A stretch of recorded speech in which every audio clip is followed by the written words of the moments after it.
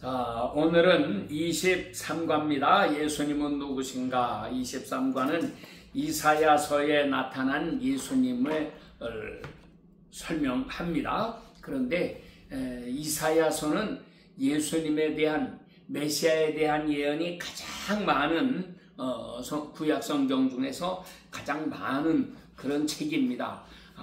물론 스가랴서에도 많이 나타나고 이렇게 하지만 특별히 이사야서에 이렇게 많이 나타나는데, 이 예수님 우리가 잘 아는 말씀이 있죠. 제일 잘 아는 말씀, 이사야 7장 14절, 보라 처녀가 잉태하여 아들을 낳을 것이요 그의 이름을 임마누엘이라 하리라 하신 말씀, 우리가 잘 아는 말씀이고, 둘째로 아주 유명한 말씀이 이사야 53장입니다. 예수님이 이 땅에 오셔서 순환을 받으시게 되는 것, 많은 고난을 받으시고 이렇게 십자가에 못 박혀 돌아가시게 될 것을 예언하고 있는 그런 장인데, 오늘날 유태인들은 이 53장을, 이사야 53장을 제일 읽기를 꺼려 한다고 합니다. 자기들 양심에 찔리니까. 그래서 이 53장은 살짝 건너뛰고 이렇게 가는 사람들도 많다고 하는데, 우리가 이 이사야 53장도 또 깊이 생각해 봐야 될 그런 장입니다. 그래서 이런 곳이 예수님을 가장 잘 보여주고 있어요.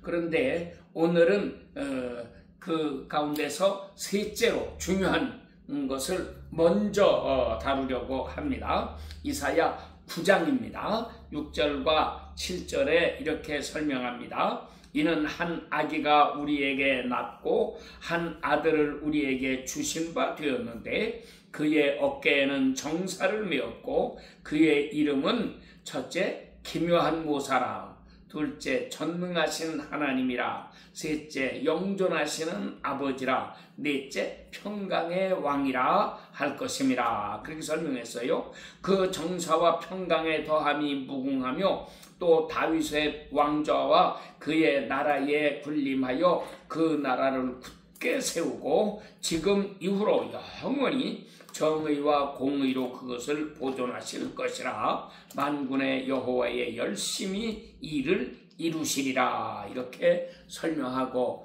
있습니다. 자, 여기에 시작이 그렇죠. 한 아기가 우리에게 태어났다. 한 아들을 우리에게 주셨다. 그의 어깨에는 정사를 메었다. 정사가 뭡니까? 통치하는 거죠. 나라를 다스리는 거, 정부를 이렇게 우리가 행정부, 입법부, 사법부 이렇게 하지만 예수님이 매신 이 정사는 입법, 사법, 행정부가 사실 다 들어가 있는 거겠죠. 이렇게 해서 이 세상 다스리시는 모든 권세를 예수님이 매셨다. 이렇게 설명했어요. 그러고 나서 그 다음에 그의 이름은 이것이다 하고 이름을 말하는데 네 가지로 설명을 합니다. 우리 개역성경이나 개정판 마찬가지지만 거기에는 이 첫째 이름을 기묘자라 모사라 이렇게 둘로 나누어서 설명했어요. 그런데 그것은 킹제임스 성경을 따른 그런 번역이고요. 우리 다른 번역들은 그렇게 말하지 않았습니다. 왜? 그 뒤에 있는 말씀들과 이렇게 비교해서 보면은 이게 맞지가 않거든요. 둘째는 전능하신 하나님이라, 셋째 영존하시는 아버지라, 넷째 평강의 왕이라. 그랬으니까는 수식어, 형용사 수식어가 있고 그 다음에 주어인 명사가 나오고 이렇게 되는 거예요. 그래서 전능하신 하나님, 영존하시는 아버지, 평강의 왕. 그렇다면 첫째로 나오는 기묘자라 모사라, 기묘자라 모사라가 아니고 두 개를 합해야 되는 거거든요. 근데 이제 킹제임스 성경에는 기묘자라라는 말씀을 영어로 원더풀이라고 하고 그 다음에 콤마를 찍어놨어요. 그런데 이름이 원더풀이다? 아니에요. 콤마를 없애야지 됩니다. 그래서 콤마를 없애면은 기묘한 모사라가 되는 거죠. 이렇게 해야지 수식어가 이렇게 되어가지고 네 가지로 제대로 설명이 되는데, 이것을 우리말 성경은 조금 그 킹제임스 성경을 따라서 번역했기 때문에 이러한 오류를 범하고 있는 거다 하는 것입니다. 그래서 오늘 우리가 공부할 말씀은 이사야서 9장에 나타나는 예수님의 네 가지 이름입니다. 그래서 첫째가 뭐라고 그랬습니까? 원더풀 카운슬러예요. 기묘한 모사라. 기묘자라 모사라가 아니고 기묘한 모사다. 모사라는 게 뭐예요? 카운슬러? 우리말로는 모사라고 번역을 했는데 한국말로 모사다 그러면은 저는 모사꾼이다. 이러면 나쁜 의미로 보통 많이 인식이 됩니다. 그런데 여기서 말하는, 성경에서 말하는 모사라는 말은 나쁜 의미가 아니고 좋은 의미로 얘기하는 거죠. 지금도 중국의 시진핑의 모사가 하나 있습니다. 이 사람이 한국에 부정선거 하는 것도 전부 그 사람 머리에서 나와가지고 이렇게 하자. 그래서 이렇게 한국 그 민주당의 그 유명한 사람들하고 지도자급 사람들을 불러가지고 전부 가르쳐주고, 그래서 적극적으로 이 부정선거 하는 일에 이 사람들이 개입을 해가지고 하고, 미국의 부정선거뿐만 아니라 다른 나라에도, 전 세계의 다른 나라에 전부 부정선거 하는 데에 이 사람의 이 야가 빠진 요 꾀가 들어가서 이렇게 만들었다고 해요. 자, 그런가 하면 미국에도 트럼프 대통령의 모사가 있죠. 이거를 이제 우리는 옛날 중국의 역사로 보면은 유방이에게는 장량이라고 하는 모사가 있었고, 유비한테는 제갈량이라고 하는 모사가 있었고, 이렇게 해서 전쟁마다 이기게 하고, 그 전쟁에서 이 사람들이 아주 지혜를 발휘하고, 그 다음에는 나라 정치하는 데 있어서도 엄청난 지혜를 발휘하고 그러는데, 중국 사람들은 워낙 과장이 심한 사람들이기 때문에 그 사람들에게도 장량이나 제갈량이나 이런 사람들에게 다 잘못이 많이 있었겠지만, 그런 거는 일체 다 싹 가려지고 이 사람들 아주 신격화해 놨습니다. 그래서 무엇이든지 이 사람들이 하는 거는 다 형통하고 다 잘한다. 이렇게 해가지고 선전을 많이 하고 이렇게 하는데, 이거를 이제 그 군 사람들은 군사, 군인이라고 하는 군자하고 사자는 스승사자를 써가지고 군대의 스승, 군대의 전략가입니다. 손자 병법에 나오는 손자가, 그래서 모든 그 군사 전쟁에 있어서 여러 가지 병법을 가르치고 하지 않았습니까? 마찬가지로 이 사람들이 군대에 전쟁하는 데 있어서 이렇게 엄청난 지혜를 가지고 전쟁을 이끌었다 하는 건데, 그래도 그 사람들은 자기 나라를 전쟁에서 승리로 이끌었던 사람이고 좋게 인도한 사람들이었는데, 우리 성경은 그래서 우리 시편을 보면 제1편 첫 장이 뭡니까? 복 있는 사람은 악인의 꾀를 따르지 아니하고 죄인의 길에 서지 아니하고 오만한 자의 자리에 앉지 아니한다. 이렇게 말하고 있어요. 그러니까는 시편은 첫 편부터 구약의 찬송가라고 하는 제1장 찬송가가 뭐냐? 그것이 친구를 잘 사귀어야 된다고 하는 것입니다. 우리가 잠깐 사는 세상에 가장 중요한 것은 사람을 잘 만나는 일인데요. 그래서 첫째는 부모를 잘 만나야 된다. 둘째, 스승을 잘 만나야 된다.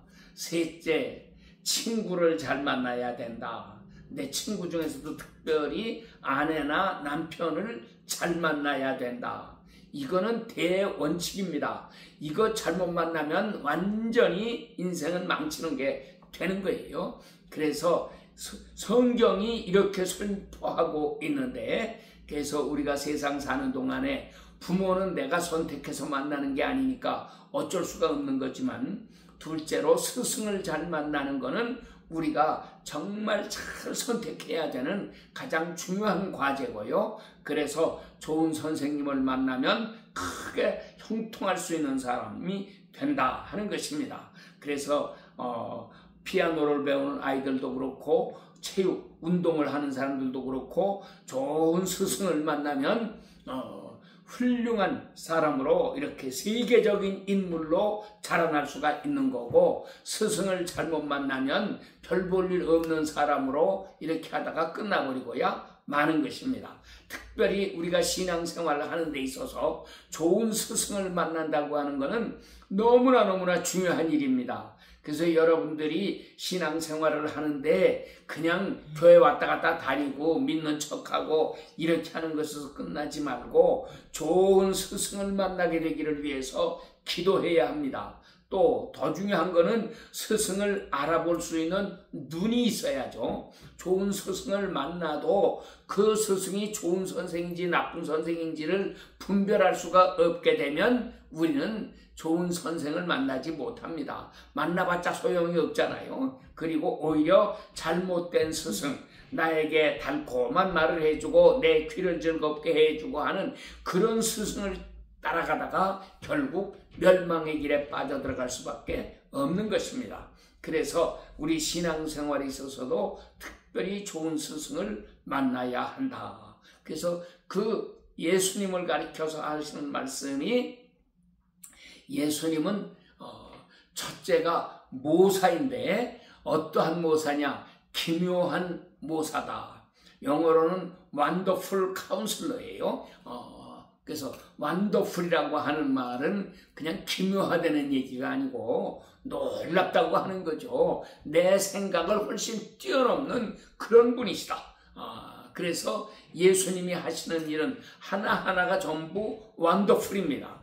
그래서 우리가 하나님이 하시는 모든 일을 보면서 원더풀 하고 하나님께 자꾸 감사와 찬송을 드리는 사람들이 되어야지만 하겠습니다. 그렇지 않고 주님이 하시는 일이 우리가 볼 때에는 사실 솔직하게 얘기하면 하나님이 하시는 일은 우리에게 못마땅한 게 참 많아요. 내 마음에 들지 않는 게 너무나 많습니다. 왜 그런가요? 내 생각과 하나님의 생각은 너무 다르기 때문입니다. 그래서 하나님 앞에 우리가 정말 겸손한 마음을 가지고 하나님이 왜 이렇게 역사하시는가 하는 것을 잘 살펴볼 수 있는 사람들이 되어야지만 하겠습니다. 자, 우리나라의 역사를 볼 때에 옛날 박근혜 대통령이 탄핵을 받았어요. 탄핵을 당했을 때에 우리 크리스찬들이 열심히 모여서 하나님 앞에 기도하고 이 탄핵이 물러가도록 이렇게 했는데도 결국은 탄핵당하고 말았고, 그 다음에 이번에 윤석열 대통령이 또 탄핵을 받게 됐는데 그때도 우리 교회들이 얼마나 열심히 기도했습니까? 이거 다 기각되도록 열심히 기도했는데도 불구하고 결국은 이것이 받아들여지고, 그래서 윤석열 대통령이 탄핵을 당했고, 그 다음에 선거를 했습니다. 6.3 대선을 하게 되었는데 이때에도 역시 마찬가지 우리는 국민의힘 후보인 이 김문수 씨가 대통령에 당선되기를 위해서 열심히 기도를 많이 했어요.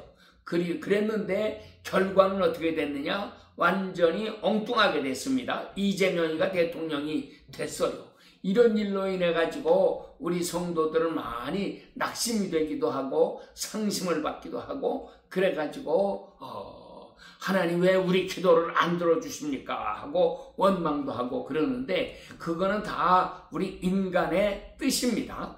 인간의 뜻이고 또 마귀의 뜻, 이 악인들은 이런 악인들을 대통령으로 세워가지고 의인들을 박해하고 한국의 기독교를 말살시켜 보려고 하고 이런 못된 짓들을 많이 꾸미지 않았습니까? 심지어는 국회에서 민주당 의원 몇몇이 발의를 했죠. 기독교 왜 다 없애는 법을 만들자고 이런 짓까지도 꾸몄는데, 자, 하나님께서 그거는 막아주셨지만, 물론 그게 될 수도 없는 일이지만, 그렇게 해서 막아주셨지만, 그러나 대통령 선거에서 패배하게 되었습니다. 그래서 사람들이 낙심해서 하나님 앞에 이렇게 기도하고, 왜 하나님이 이렇게 하셨습니까? 했는데, 그거는 우리 인간들의 생각이고, 하나님의 뜻은 사람의 생각보다 훨씬 높은 데에 있지 않습니까?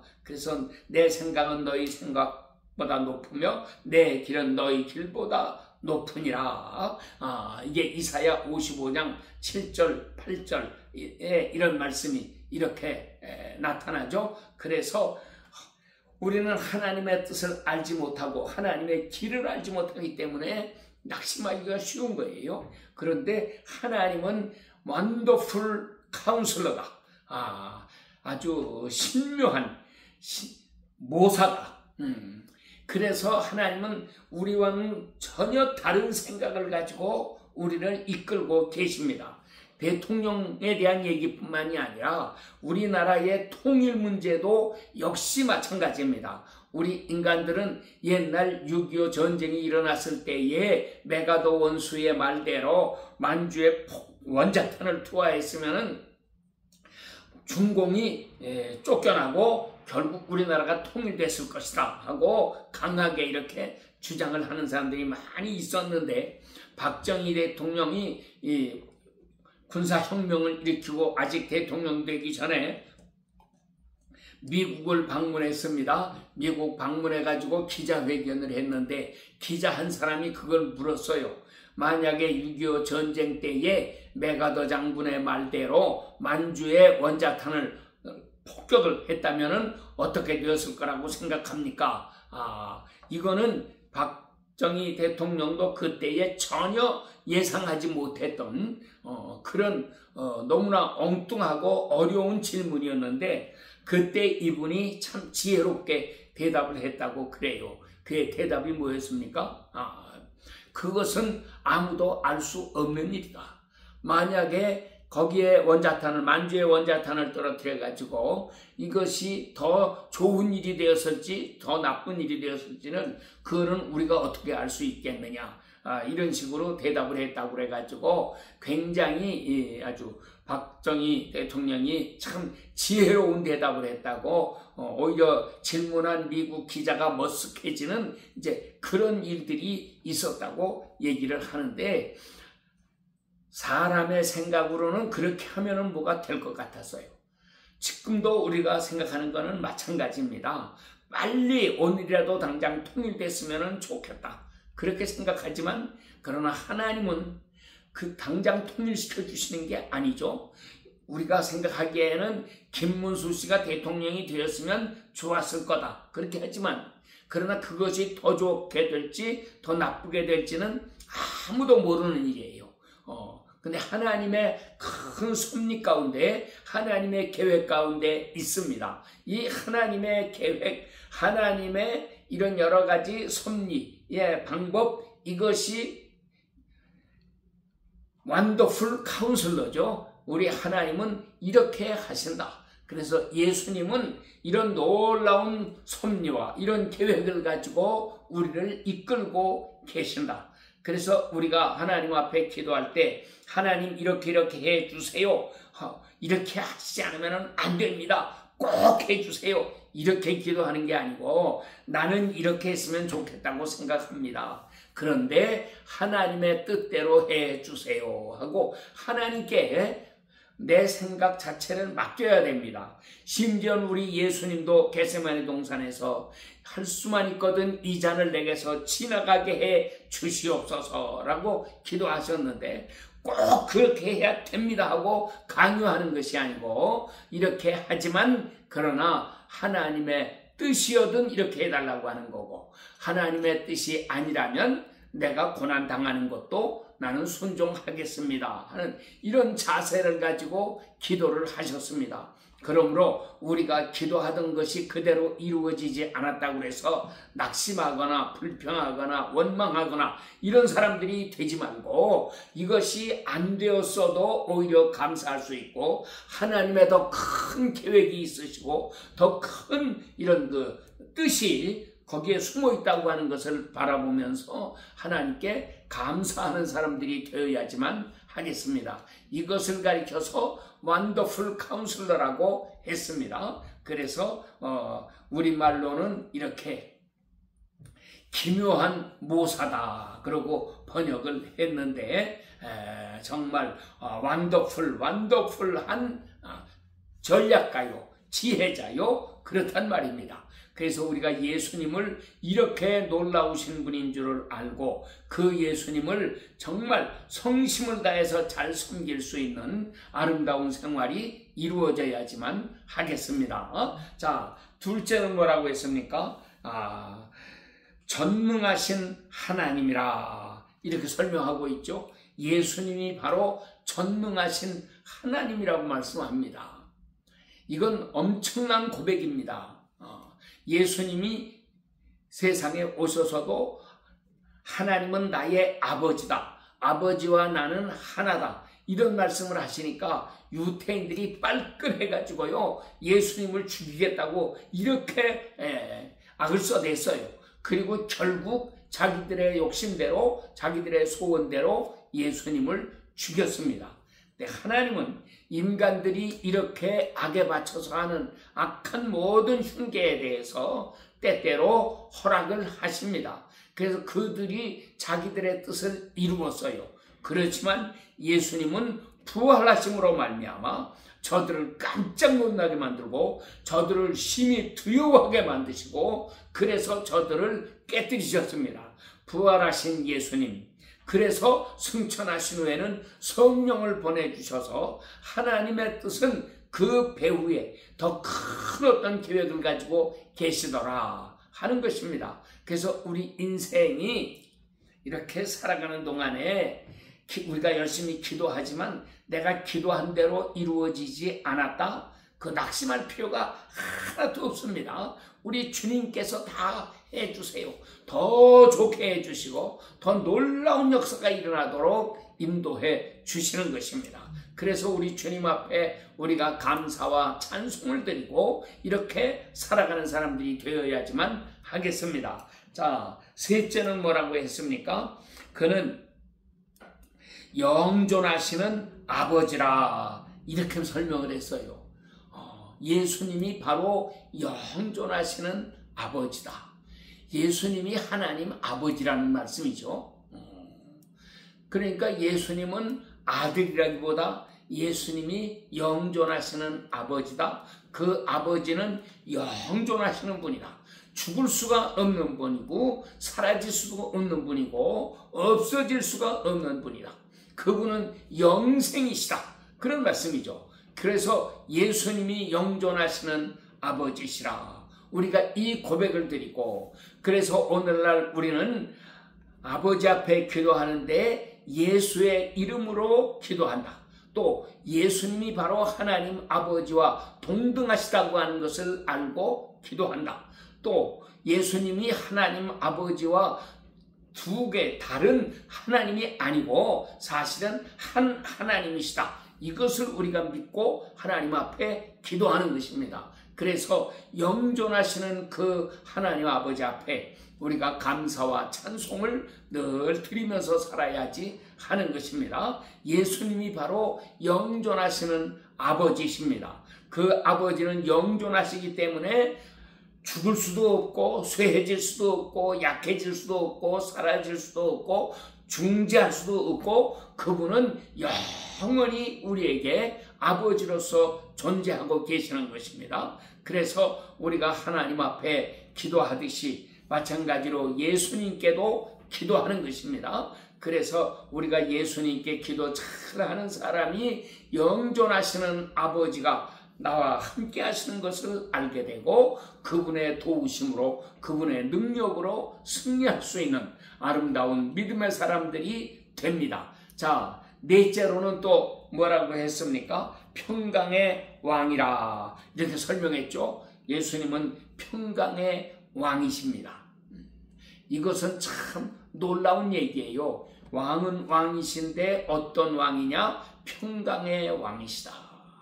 우리 인생에 있어서 가장 필요하고 중요한 것이 무엇이냐? 그게 평강이에요. 그래서 우리나라 사람들은 인사가 안녕하십니까? 유태인들도 인사가 샬롬, 샬롬, 평강할지어다, 평강할지어다. 그거죠. 그래서 인생에 가장 중요한 거는 평강한 겁니다. 많은 사람들이 평강하지 못하니까 불행하다고 하는 거예요. 돈이 많이 있어서 평강한 게 아니고 돈이 없어서 평강하지 않은 것도 아니고, 그렇죠? 그래서 우리에게는 돈이 많거나 적거나 있거나 없거나 참 평강을 누리는 사람이 되어야 합니다. 그래서 예수님은 요한복음 14장 27절 내가 너희에게 평안을 끼치노니 내가 주는 평안은 세상이 주는 것과 같지 아니하니라. 너희는 마음에 근심하지도 말고 두려워하지도 마라 하고 말씀을 하셨어요. 그래서 오늘도 우리가 예수님의 이 말씀을 받아서 우리 속에 참 평강을 누리시는 아름다운 성도들이 다 되시기를 축원합니다. 이 평강이 나를 주장하고 평강이 나를 인도할 때에 우리의 삶 속에 아름답고 거룩한 새 역사가 일어납니다. 옛날 사람들은 부부 사이에 마음이 안 맞고 그래도 그냥 참고 살았어요. 그런데 지금은 마지막 때가 되고 여권이 신장되고 이렇게 하니까 걸핏하면 다 이혼합니다. 이혼해요. 왜? 평강이 없으니까 이혼하는 거죠. 평강이 있으면 누가 이혼하겠습니까? 평강이 없으니까 괴로워. 이렇게 사느니 차라리 혼자 사는 게 낫겠다. 이렇게 해가지고 이혼들을 많이 하는데, 그러나 이혼한다고 해서 평강이 찾아오는 것은 절대 아닙니다. 어떻게 해야 평강이 옵니까? 평강의 왕이신 예수님을 내 마음에 모셔드려야 드디어 내 속에 평강이 지배하는 것입니다. 그래서 우리 마음속에 예수님을 다 모시기 바랍니다. 이렇게 해야지 놀라운 역사가 일어납니다. 그래서 그분은 우리에게 이 신묘막측한 완더풀 카운슬러예요. 그래서 우리말로는 기묘하다 그랬는데 기묘한 게 아니라 참 놀라운, 그리고 깜짝 놀랄 만한 아름다운 이러한 지혜를 우리에게 주시고 세상을 바르게 살아나갈 수 있도록 능력으로 역사해 주시는 것입니다. 둘째로는 영존하시는 아버지요 전능하신 하나님이요, 이렇게 설명을 하지 않았습니까? 그러니까 그분이 나와 함께 하시면 못할 것이 없어요. 전능하신 분이니까. 또 그분이 나와 함께 하시면 그분은 우리를 영존하게 만드시고 우리의 삶을 새롭게 만드십니다. 넷째로 말씀하시는 것, 이건 평강의 왕입니다. 그래서 우리의 삶에 그리스도의 평강이 가득하게 만드시는 놀라운 복을 오늘도 내려주십니다. 우리가 세상에서 두려워하고 근심하고 걱정하고 이런 거 이렇게 살지 말고 참 평강을 가지고 살아간다는 게 얼마나 행복한 일입니까? 그래서 예수님 잘 믿는 사람들은 평강합니다. 행복합니다. 인생이 즐거워집니다. 그리고 인생이 보람있게 됩니다. 인생이 형통하게 됩니다. 그래서 늙어서 죽게 될 때에도 천국을 바라보면서 기쁜 마음으로 주님의 부르심에 응답해서 가게 되고, 장례식을 할 때에도 즐거운 찬송, 감사의 찬송을 이렇게 부르지 않습니까? 그러나 예수님 모르고 사는 사람들은 죽음이라고 하는 것 자체가 큰 슬픔이고 고난이고 괴로움이고, 그래가지고 장례식에도 보면은 가장 슬픈 찬송들 하고 울고 많이 이렇게 살아가는데, 우리는 인생 자체를 바꾸어 나가는 사람들이 되어야지 하겠습니다. 여러분들 모두에게 이 놀라우신 은혜가 충만하시게 되기를 축원합니다. 아멘.